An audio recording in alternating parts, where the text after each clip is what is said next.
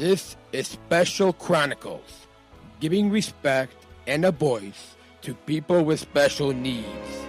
I shudder thinking how the world can be so cruel.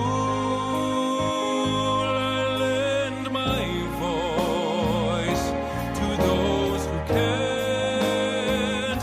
It's time we try, it's time we care, it's time we stand. It starts with a voice. Welcome back to the Special Chronicles Podcast. I'm your host and founder, Daniel Smrokowski, and I'm so glad you're joining us during this week when so many of us are celebrating love, connection, and belonging.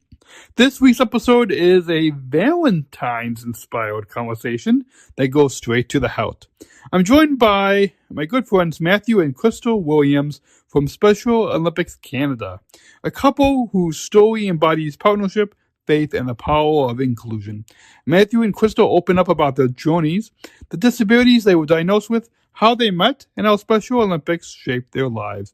We reflect on their experience at the 2019 World Games in Abu Dhabi, the joy and responsibility of being married, and the hope they offer to people with intellectual disabilities who dream of love and companionship. You'll also hear Matthew talk about his leadership roles, from serving on the Special Olympics International Board to chairing the Global Athlete Congress to giving a TED Talk in Vancouver that has reached over 1 million viewers. And Crystal shares the heart behind her blog, crystalamwilliams.com, along with her passions for writing, travel, photography, and horseback riding. It's a conversation about love, yes, but also about belonging, purpose, and the strength that comes from being truly seen. For full show notes, to stream more episodes on demand, and to subscribe to the Special Chronicles Podcast, visit specialchronicles.com. You can listen anytime, anywhere on your favorite podcast app. Of the Special Chronicles show. You can download the audio podcast on specialchronicles.com/show with our guests Matthew and Crystal Williams from Special Olympics Canada is coming up right now.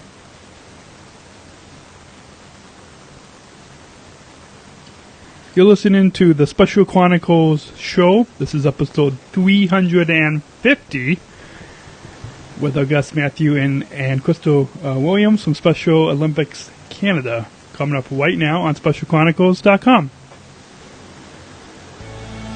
This is Special Chronicles, giving respect and a voice to people with special needs. Podcasting since 2008. This is the show where we're broadcasting disability stories from an insider's perspective, and we are giving a voice to people with special needs.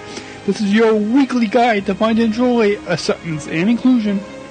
I shudder thinking how the world can be so cruel. I lend my voice to those who can't. It's time we try, it's time we care, it's time we stand. It starts with a voice. Welcome back to the Special Chronicles show. This is Daniel, founder of Special Chronicles and a Southern Survival International Global Messenger, Special Olympics. And our guests today are Matthew and Crystal Williams from Special Olympics Canada. Welcome to Special Chronicles. Thank you for having us. Thank you for having us. So, we first met when we were at the 2019 World Games in Abu Dhabi, which was very fun time being over there. But for any new listeners, why don't you both introduce yourselves and tell us what disability you were diagnosed with, and how you both met. All right, Crystal, go first. Okay. Hi, I'm Crystal Williams. I have a disability that is called Dhabi syndrome. It's very rare. Not a lot of people know what it is compared to like Down syndrome or like autism. So basically what it is it's a multiple different things that my disability has. And for me, I was born with a cleft palate, which was a hole on my lip. And so they had to take me into surgery when I was like 3 weeks old, I think it was, to patch up the hole on my lip. And so that's part of it. But I also have a moderate severe hearing loss. And I also, not anymore, but when I was really little, I also had seizures that was part of my syndrome as well. But thankfully, when I was, I think, so 4, I think it was, I grew out of the seizures, so I've never been on medication or any of that sort. So I haven't had seizures since. Yeah, that's basically it. It's just multiple different things, and it's also to part of my balance as well. Growing up was a big thing too, like my posture and everything is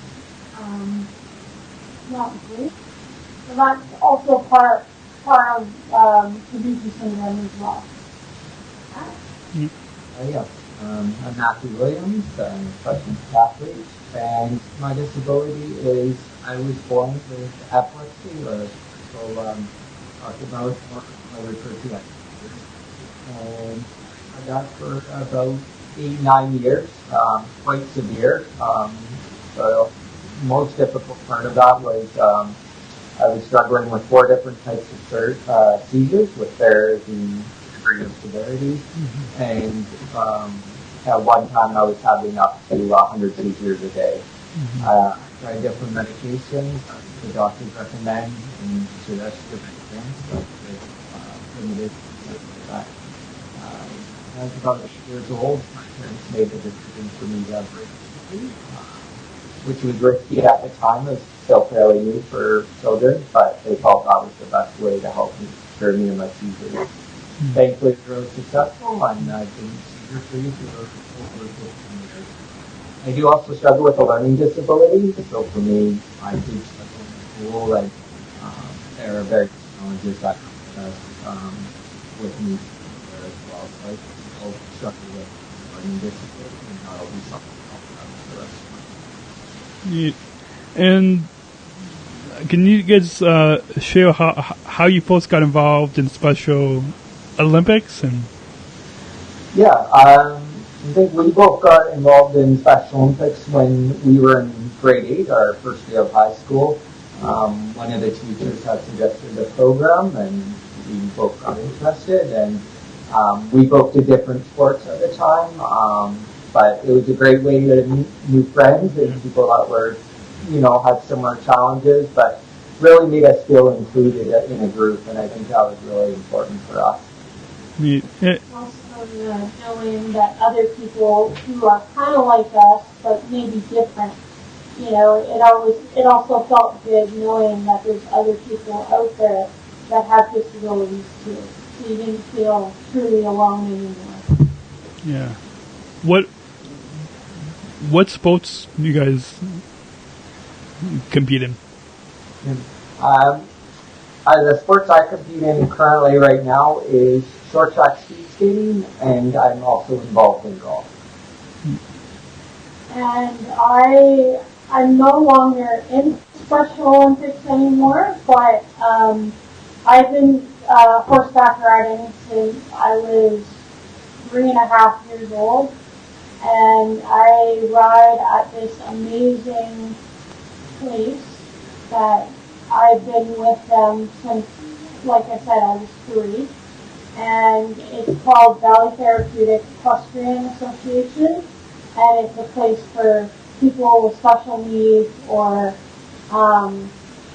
people that have been in like a serious car accident, or things like that, where they need help with therapeutic and everything. And like I said, I've been with them for a very long time, and horseback riding is my pride and joy for sport.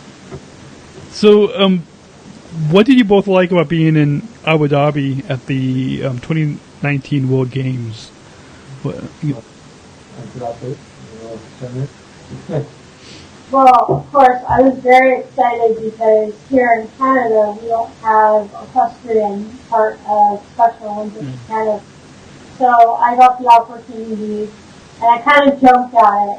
When I found out we were going to go, I asked Matt and I begged him, like, oh, can we please try and see if we can go watch the equestrian? And I was so excited that we got to go and watch and see some of the riders from all over the world compete for that. And for myself, I think it's a multiple things. One of the moments was, I think, getting to meet a lot of the Sergeant Striver International Global Messengers, such as yourself and other athletes. Yeah. Having that former position, it was really neat to see how the athlete leaders were valued at those games and how many opportunities they were given to speak, to share their stories, and how talented they were, and how much it's grown even since I was involved.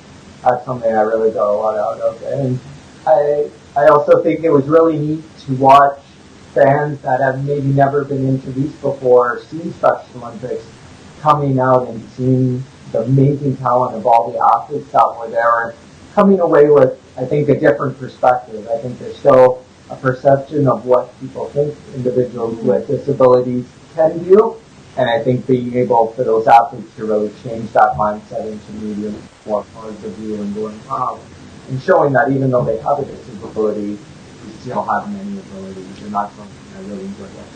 Yeah, absolutely, yeah. It was neat to be able to really show people what we're able to do despite the disabilities that we were diagnosed with. So,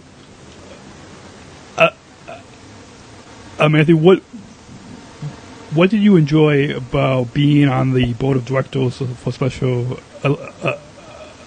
Olympics in International?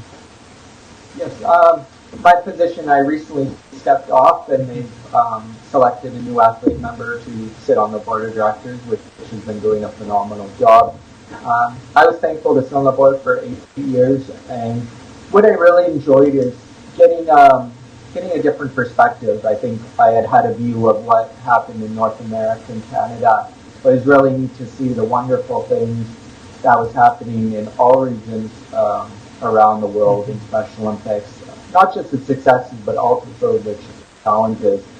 And I was really thankful to be able to bring an athlete's point of view to the table, and hopefully I was able to represent the athletes in the best way I could and really bring their ideas forward, because I didn't want it just to be my views. I wanted to make sure that athletes felt that they were being listened and heard, and that their ideas were being brought forward to the board, and that they were being listened to. Experience, and I'm really thankful I got that. Neat. And you're a former SSI GM. When was your tome, and what was a highlight from being a Southern Tribal International Global Messenger? Yes, I was thankful to be selected in 2010. And I served from 2010 to 2014 with the class, with 11 other amazing speakers and athlete representatives. The one moment I'll never forget and really truly stood out for me, and I was thankful to have, was getting to speak at the British Parliament during the 2011 World Games. And there was a few challenges going on in the country at the time, and to be given that opportunity to speak to really powerful leaders there and share my story and bring awareness about Special Olympics and the impact it had, not just on my life, but millions of athletes around the world. It was truly amazing experience. Neat. And you previously served as the chair for the Global Athlete Congress. Can you tell us a little bit about that experience? Yes, in 2010 they had the Global Athlete Congress in Marrakesh, Morocco, and brought together athletes from all the different regions to really bring forward their ideas and perspectives on what they'd like to see Special Olympics happen from an athlete's point of view. And one of the positions offered was Global Athlete Congress Chair, where athletes select one athlete to represent them for a term. And I was honored to be selected, and so what happened with that is I got to be selected to sit on a board. Really, it was a great opportunity for me to bring athletes' ideas forward, not just from Canada and from America, but get to ask them all around the world and really bring their ideas forward on what I thought some of the challenges I've heard and what they thought it would be good to make sure that the movement grows really athlete-led. We had a lot of great opportunities on that. Yeah, absolutely. So, Matthew, you gave a TED Talk in Vancouver in 2015 that reached over a million views, and tons of people saw that. Can you tell us a little bit about that experience and what you enjoyed speaking at that TED Talk? It obviously came about her having a TED event in Vancouver, and they thought Special Olympics might be a good opportunity to like athletes to be at the event. And I went through a selection process with one of the athletes chosen to be. And I was really thankful that opportunity came about. It was really exciting and nervous because it was a group of people in attendance that knew maybe very little about Special Olympics, or none at all. I wasn't sure how it was going to be received, but I was thankful that it was a speech that went over very well and enjoyed. And I think what I took away is that the people that are doing that and reached out to are people that I hope have come away with a different perspective, hearing me share my story. And the goal was that I want to share that Special Olympics is not just changing the perception of the individual now, but it also changes the perceptions of people watching. And I've been really thankful to hear that a lot of people have said, after hearing your TED Talk, I feel differently. I've chosen not to use the R word, I'm more respect, and being able to hear that to change was kind of cool, and being able to speak outside of the organization.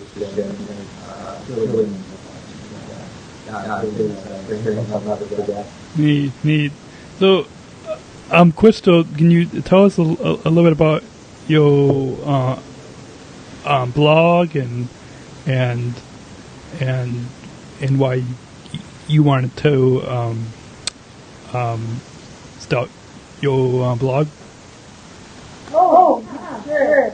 So a couple of years ago, I was thinking, I wanted to do a blog, and I was like, I don't know how I'm going to start it, so I was talking to one of her coaches that I know, who's basketball, that has been with Professional Olympics. We're really good friends with them and their son, and she's helping us out, with trying to, get ourselves out there on the social media and stuff. So I asked him, and he was like, you should just do it. If you really want to, you can do it online, you can go that up. It's been going really well. I love being able to write in general. One thing I really want to do is become a published author and everything. So my writing has been kind of struggling, and I thought, what, I'm going to try blogging instead. And I really like it. I like being able to not only tell my story, but also, tell where I'm at now. Like, say, when we're at Abu Dhabi, I really enjoy being able to, tell our experience about what we enjoyed at Abu Dhabi, or recently that I had from a short trip in Georgia. And, got these meetings and we're down there and I get to talk to the staff of Special Olympics Georgia. Even just fun things, like talking about our honeymoon and talking about our wedding and all that kind of stuff. And just another topic that I'm really passionate about that I try really hard to put out there is mental health. Mm-hmm. And my goal is my mental health is just a practice. For me, it's a way to express myself to other people who have disabilities or no disabilities, if they can struggling with depression or anxiety, or they could be, struggling with their disability and just they want something to read and find, somebody that, hey, she struggles with her mental health, or hey, she has a disability too, and that she's doing this, or whatever. I just want to be able to get myself out there to maybe help somebody else, or just to share my story. Yeah. By reading stuff. Yeah, absolutely. So, what do you enjoy about writing and traveling and photography and horseback riding? What do you? So, writing I'm really enjoying is like Matt knows. I have million notebooks running around the house here. I'm absolutely crazy, but hey, it's my skill when I write stuff down, or, I have a really good idea that I have to write down, or maybe another book idea that I have, or writing in my blog, I might be like, I want to write about this for my next blog, and hey, what do you think about this idea? So that's what I love about writing.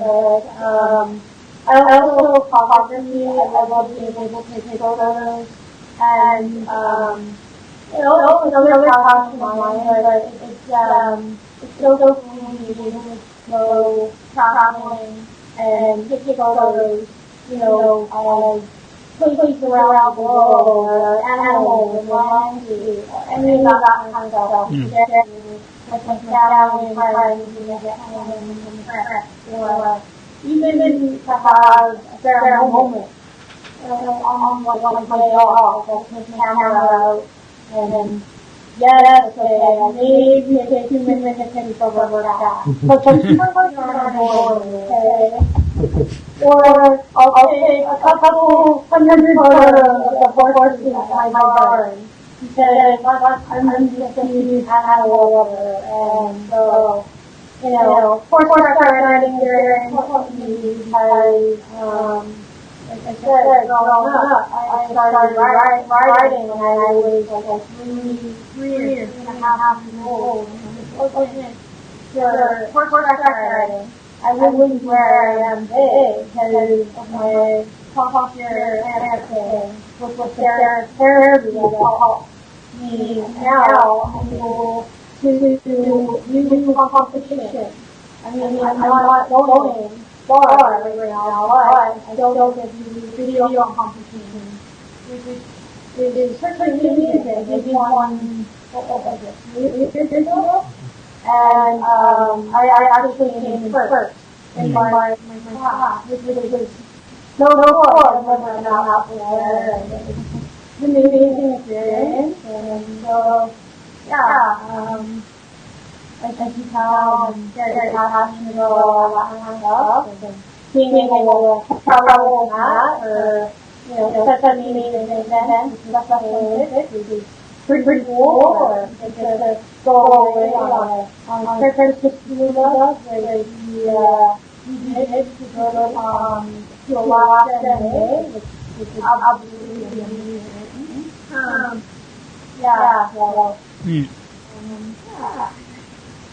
So, what inspired you to start your blog? Is there any particular story that inspired you to start your blog? Not necessarily. I was just kind of going through other people's blogs, just kind of get an idea of how it works. But more importantly, I just needed another outlet because I was struggling writing. And so I was like, you know what, I want to start blogging because I usually love to write. And I've been struggling for, I want to say the last 3 years. I started writing a book, but then I kind of got stuck. And I didn't know where to go. So I had writer's block, not where I asked one of the coaches in Special Olympics, who also does a lot of things with special needs to help get them going and everything. And he's like, well, you know, struggling writing a book, why don't you try blogging and what that gets you? So whenever I can't write down, you know, something for a book, idea or any of that, and then I go my blog and I just say, well, last thing I did on my blog was a trip to Georgia, so I was writing things about, you know, trips, what's going on in my life, not life, all that kind of stuff. Neat. It's neat that we have these platforms with blogs and podcasts to be able to get our stories out there and so people can understand about what we're able to do and that we have the same abilities as everybody else. So before we get into some final thoughts, we'll take a short break just to mention our sponsors and here a PSA for the Inclusion Revolution, and then we'll get into some final thoughts. This episode is sponsored by the Jenny and PJ Fortnell Foundation. We thank Jenny Fortnell and her family for the generous support of our mission at Special Chronicles. This episode is also brought to you by listeners like you. Please join our supporters and help support us at Special Chronicles with your tax-free typo donation today to help us continue our mission of giving respect and voice to people with special needs. Please go to specialchronicles.com/give. That's specialchronicles.com/give. And we thank you for your generous support of our mission at Special Chronicles. And Special Chronicles is proud to partner with the ComEd Energy Force Ambassador Program. The Energy Force is the country's first energy efficiency education program designed for and taught by people with disabilities. ComEd is powering lives and Rady is powering us here at Special Chronicles. Learn more at specialchronicles.com/ComEd. That's specialchronicles.com/ComEd. We thank ComEd for the generous support of Special Chronicles. We're not just athletes. We are the ambassadors of an uprising. Peaceful protesters. In a rebellion against anyone who has a fear of difference. Difference. Our demands are equality, dignity, and the recognition of our shared humanity. We will not stop or accept anything less. Today, our world is more divided than ever. And coming together has never been more urgent. The revolution is inclusion. Find out more at jointherevolution.org.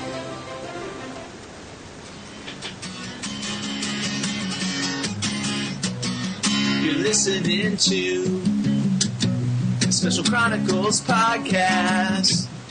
And here's your host. This is Daniel, founder of Special Chronicles and a Southern Travel International Global Messenger of Special Olympics. Guests Matthew and Crystal Williams. Welcome back. So, you both wrote a story on SpecialOlympics.org titled Happy Valentine's Day. What did you... Can you share a little bit about this story and what you enjoy about being married?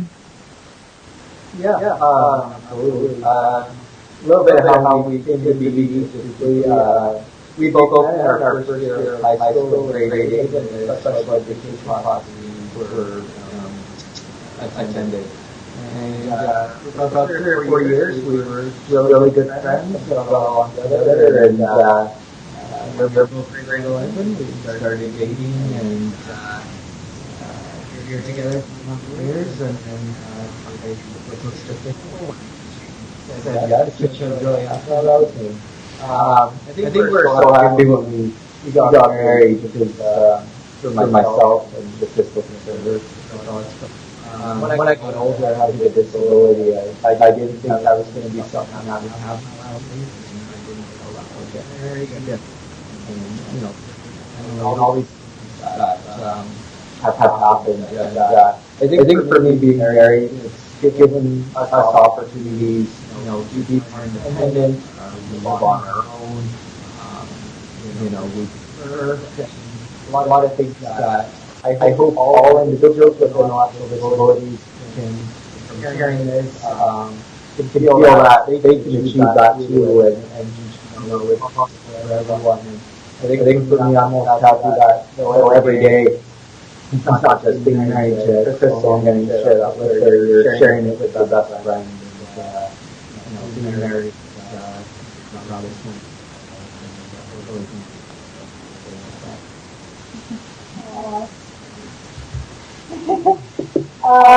Yeah, so like Matt said, men in high school, for sure in high school, and, not only having a disability, you're saying, someday, one day, or whatever, I'm going to get married, and, have a family, or kids will live on my own, and that kind of stuff. And so I was like, it's probably not going to happen for me.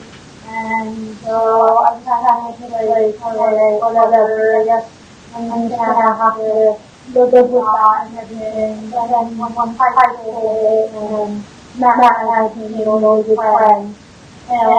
Things changed because I was like, well, never thought I would have such an amazing person in my life, call my best friend, and everything. It's been amazing for both of us because not only, we're,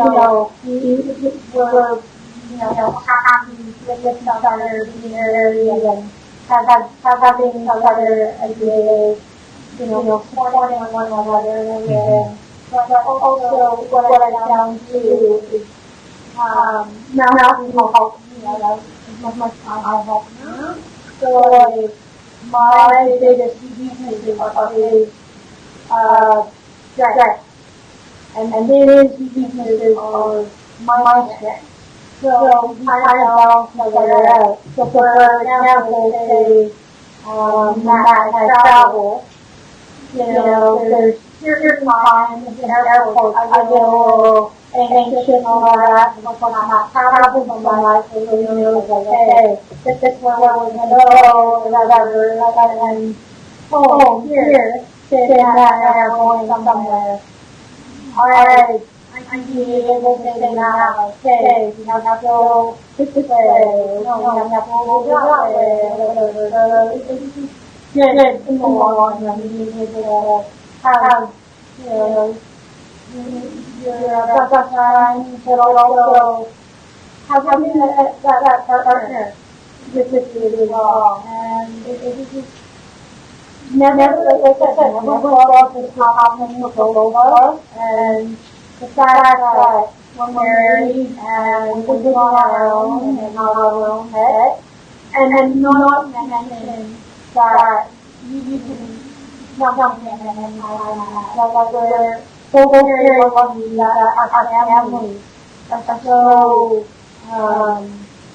not only loving, but they accept both of us who we are. And they're never they're always like, no, I need to get somewhere, I want to know, help you out, or they're always there for us, not let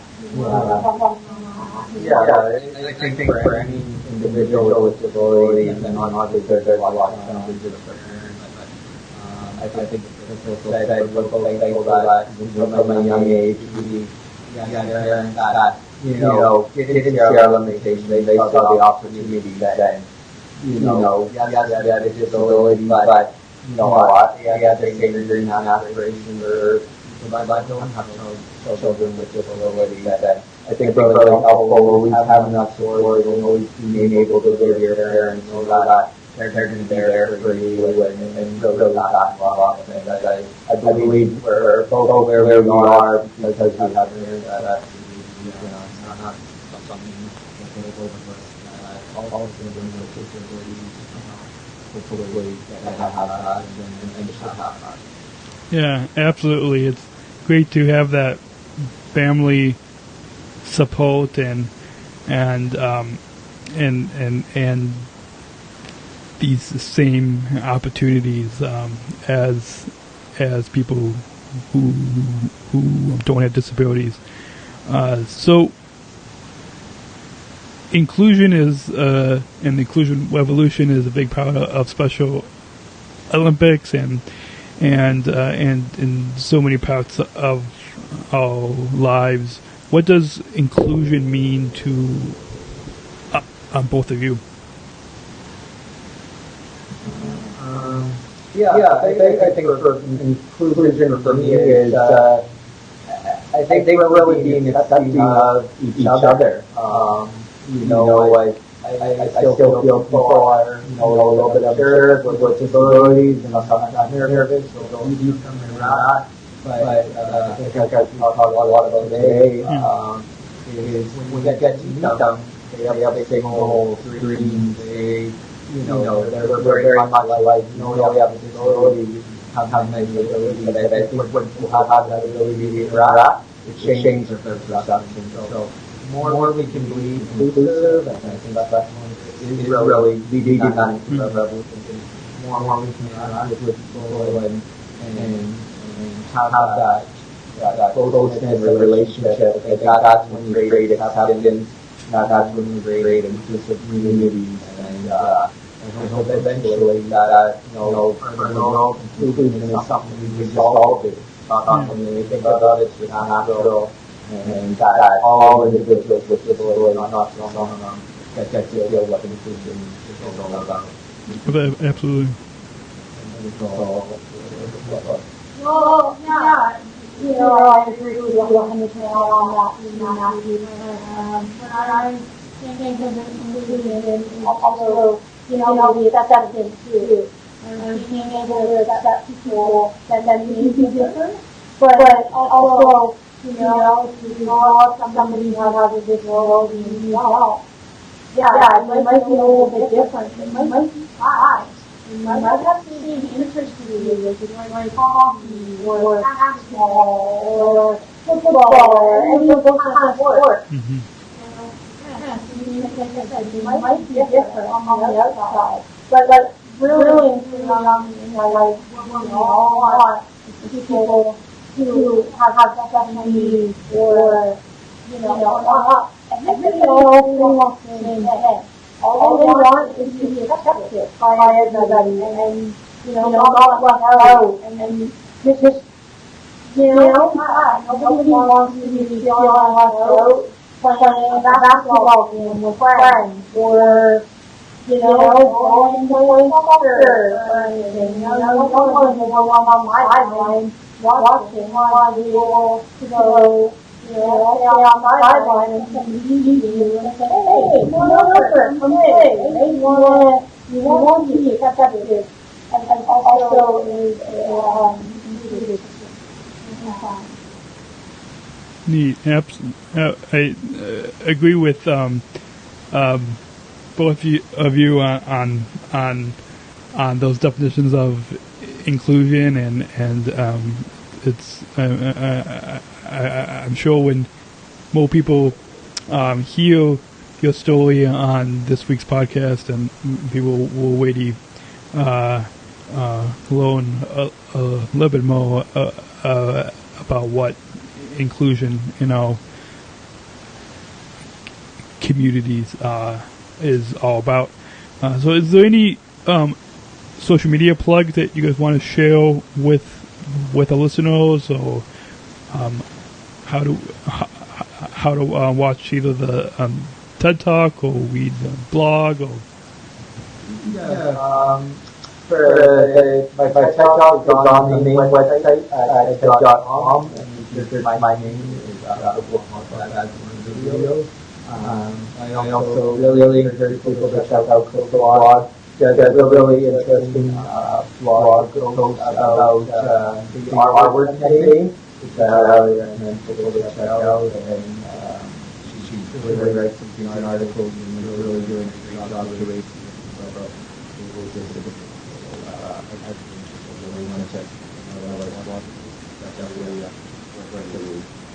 Awesome. And we'll put links to both of those in the show notes on specialchronicles.com to share with our listeners and viewers. Before we conclude, we'll share how people can share their feedback on this podcast.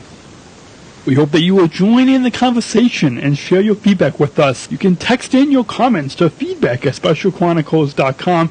Under that address, into your text-in messaging app where you normally put someone's phone number, but put in that address, feedback@specialchronicles.com, and your comments will appear instantly on the iPad in studio. And join the conversation on social media on Facebook, Instagram, and YouTube. You can tag us at Special Chronicles, on the Facebook, Instagram, and YouTube. And you can tweet us your comments with hashtag Special Chronicles and at Special C Podcast on Twitter. Remember, tweet us your comments with hashtag Special Chronicles. And please leave us your 5-star ratings and reviews on Apple Podcasts, Stitcher, TuneIn, Google Play, Facebook, and wherever you listen to your podcast. So, before we conclude this week's podcast, you guys have any final thoughts on your overall time here today on Special Chronicles that you want to share with our listeners? Well, I mean, first of all, I want to thank you for, inviting us to do this interview with you. I gotta say, this is a different experience for me. I'm definitely not used to being in front of the camera. I know not always easy to do that. I like to be behind the scenes, writing or, taking photos and everything. I have to say, this is a really cool experience. And again, thank you for the opportunity to talk to us. And, it's been great.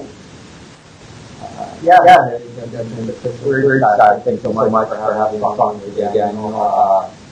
It's really inspiring and to hear all the different episodes on, and I think they're really inspiring. And it's neat to see that you're really giving a platform for looking at people with intellectual disabilities. Yourself, but you've really changed my mindset of what intellectual disabilities are. Really an inspiration to meet you, and thanks for having us on. And I guess there are people out there that need to talk about one of it or have to really get involved, and it's truly life-changing. Absolutely, yeah. It's been a joy talking with both of you and sharing your story with our listeners, and if it wasn't for Special Olympics, then we wouldn't have these opportunities to be able to connect and meet other athlete leaders, and so definitely agree with you, Matthew, that all listeners can find their local Special Olympics program and get involved. So it's been joy have you both on the show, and looking forward to I'm staying in touch. Absolutely. So until next week, remember, choose to include Special Chronicles, giving respect and a voice to people with special needs. Thank you for joining us for this heartfelt Valentine's Week episode of the Special Chronicles Podcast. Matthew and Krista's story remind us that love and inclusion are deeply connected, and that when people with intellectual disabilities are given the chance to belong, the relationships, leadership, and voices can flourish. A huge thank you to Matthew and Krista for sharing their journey, their marriage, and their message of hope with all of us. Their advocacy continues to inspire communities across Canada, across the Special Olympics movement, and around the world. For full show notes, to stream our episodes on demand, and to subscribe to the Special Chronicles podcast, visit specialchronicles.com. You can listen anytime, anywhere on your favorite podcast apps. Until next time, we remember inclusion is a choice we make every day, and love goes strongest when everybody belongs. We'll see you on the next episode. Thank you for listening to this episode of the Special Chronicles Podcast. Our podcast was produced by Daniel Smrokowski on the Special Chronicles Network. Follow Special Chronicles on Instagram, Facebook, Twitter, LinkedIn, and YouTube. Subscribe, rate, and review Special Chronicles on Apple Podcasts, Spotify, or wherever you listen to podcasts. Our website, specialchronicles.com, where you can stream our archives of over 500 episodes for absolutely for free. Also, there's a list of our favorites, original series, award-winning columns, and blogs. And sign up for our newsletter to receive exclusive bonus content delivered to your inbox. Again, specialchronicles.com. Special Chronicles is hosted by Podbean Podcast Hosting. Our live streams are powered by StreamYard. Thanks as always to our business manager, Adam Smrokowski, who always encourages us to never give up. I'm Daniel Smrokowski, back next week with more stories. Special Chronicles, giving respect and a voice to people with special needs.